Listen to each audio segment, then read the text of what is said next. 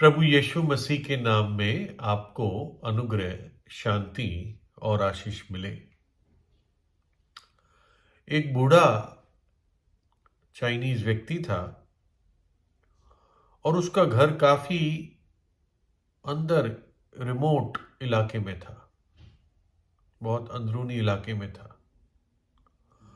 और उसको पता चला कि एक परमेश्वर का दास किसी एक फलाने प्रदेश में आ रखा है, चाइना में। और वो प्रदेश उसके घर से 2 दिन की पैदल यात्रा थी, वो भी पहाड़ी यात्रा थी। तो ये बुजुर्ग चाइनीज व्यक्ति सुबह सुबह निकला और शाम तक चलता रहा, रात में भी चलता रहा। और फिर जब और एकदम घोर रात्रि हो गई तो सड़क के किनारे उसको एक पेड़ मिला और पेड़ के उस डालियों के नीचे उसको एक आसरा सा मिला और वहीं पर वो सो गया। और सुबह तड़के उठकर वो अपने आप को और फ्रेश और मजबूत उसने एहसास किया और फिर चल दिया। और रात तक जब वो पहुंचा उस जगह तो उसको वो परमेश्वर का दास मिला। और उस परमेश्वर के दास को वो अपनी कहानी बताने लगा। उसने कहा कि हम जो सब एक गांव में रहते हैं और हम लंबे समय से हमारे हृदयों में अंधकार के साथ जीते हैं,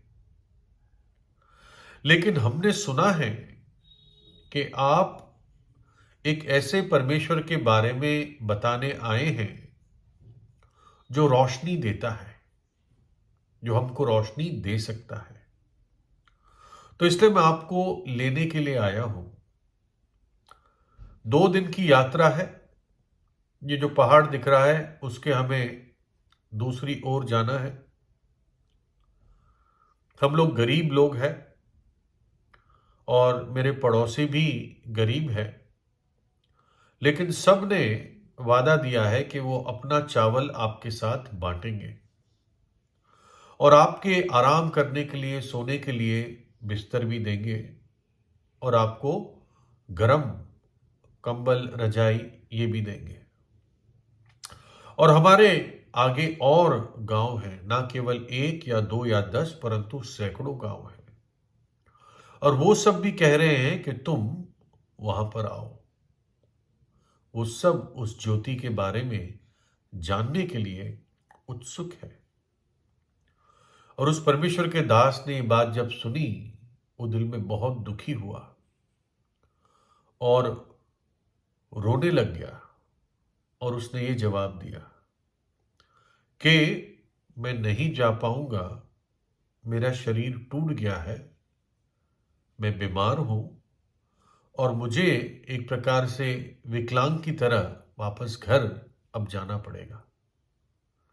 क्योंकि ऐसा लगता है कि वो परमेश्वर का दास बहुत ही शरीर में कमजोर हो गया था और वो उस यात्रा को नहीं कर पाता। और वो बुजुर्ग चाइनीज बड़े दुख के साथ, निराशा के साथ वापस लौटा, इंतजार करते हुए कि कब हमारा अंधकार दूर होगा। और दुखदाई कहानी दिखती है क्योंकि निराशा से खत्म होती है, लेकिन वो परमेश्वर जो ज्योति दे सकता है, मैं खुद उसको जानता हूं। और निश्चित रूप से उस परमेश्वर ने उन गांवों के लिए सहायता और संदेश भेजी होगी, निश्चित रूप से, क्योंकि वो काबिल है, वो सक्षम है।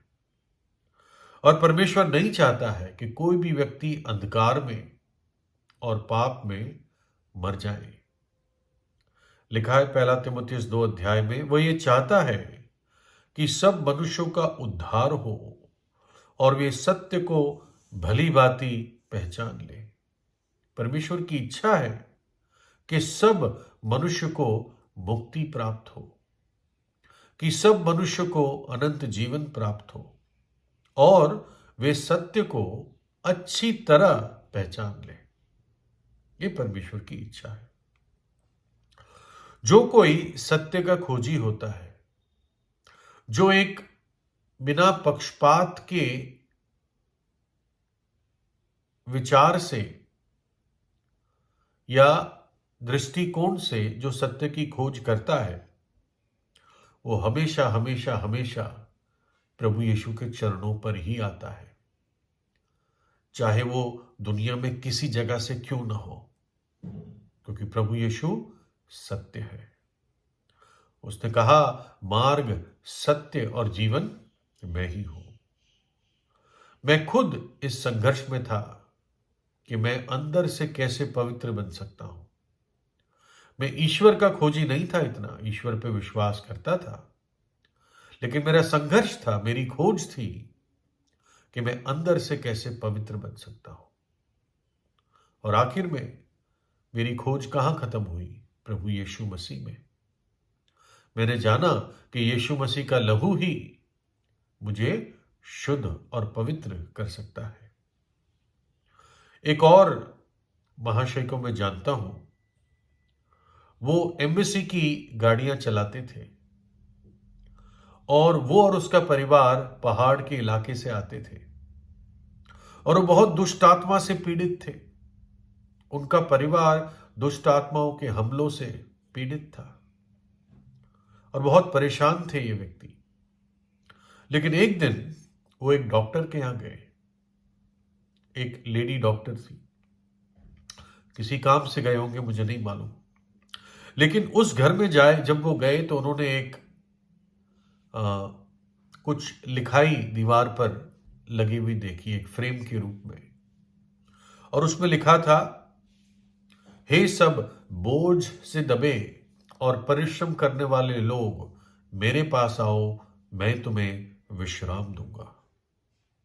और ये वचन पढ़कर उस व्यक्ति को बहुत ही एक चुनौती महसूस हुई और उन्होंने प्रभु यीशु पर विश्वास किया और सच्ची शांति उनके जीवन में आई। और जो भूत और दुष्ट आत्माएं उनको तंग करते थे, वो सब जीवित प्रभु यीशु ने उनके जीवन और परिवार से दूर कर दिए, डांट के भगा दिए। यशाया 55 में लिखा है, जब तक यीशु मिल सकता है तब तक उसकी खोज में रहो।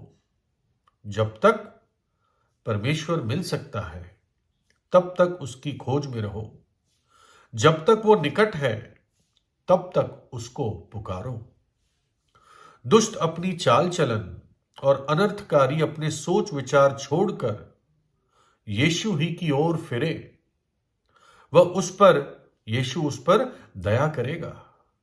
वह हमारे परमेश्वर की ओर फिरे और वह पूरी रीति से उसको क्षमा करेगा। जब तक वो मिल सकता है, जब तक द्वार खुला है मुक्ति का, जब तक अनुग्रह का द्वार खुला है, उसके पास आ जाओ, उसके निकट आ जाओ, उसको पुकारो, अपने पापों से पश्चाताप करो। दुष्ट अपनी चाल चलन से पश्चाताप करे, अनर्थकारी अपने बुरे सोच विचार को छोड़ दे, त्याग दे, और प्रभु यीशु उस व्यक्ति पर दया करेगा, उसको क्षमा करेगा। प्रभु की ओर मुड़ जाए वो पापी, प्रभु की ओर मुड़े, प्रभु के चरणों पर आ जाए और प्रभु उसको पूरी रीति से क्षमा करेगा। तो सत्य की खोज, सच्चे और जीवित परमेश्वर की खोज पापों की क्षमा के साथ जुड़ा हुआ है। वास्तव तो सत्य यही है कि प्रभु यीशु स्वयं हमें खोजने के लिए आया, क्योंकि मनुष्य का पुत्र अर्थात प्रभु यीशु मसीह खोए हुओं को ढूंढने और उनका उद्धार करने के लिए आया है।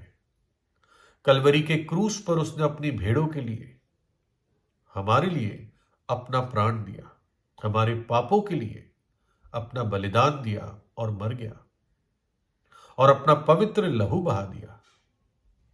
और तीसरे दिन मृतकों में से जी उठा। जो सच्चा पश्चाताप करके यीशु पर विश्वास करेंगे वो उस रोशनी को पाएंगे, वही रोशनी जो वो चाइनीज बुजुर्ग और उसके साथी, उसके गांव वाले और पड़ोस ढूंढ रहे थे, चाह रहे थे। यूहन्ना 8:12 में लिखा है, तब यीशु ने फिर लोगों से कहा, जगत की ज्योति मैं हूं, जो मेरे पीछे हो लेगा वो अंधकार में ना चलेगा परंतु जीवन की ज्योति पाएगा। है ना, प्रभु यीशु पर विश्वास करें।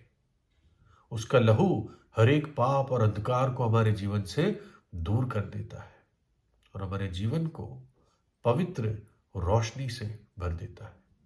प्रभु यीशु से प्रार्थना कीजिए। प्रभु यीशु आपको आशीष दे।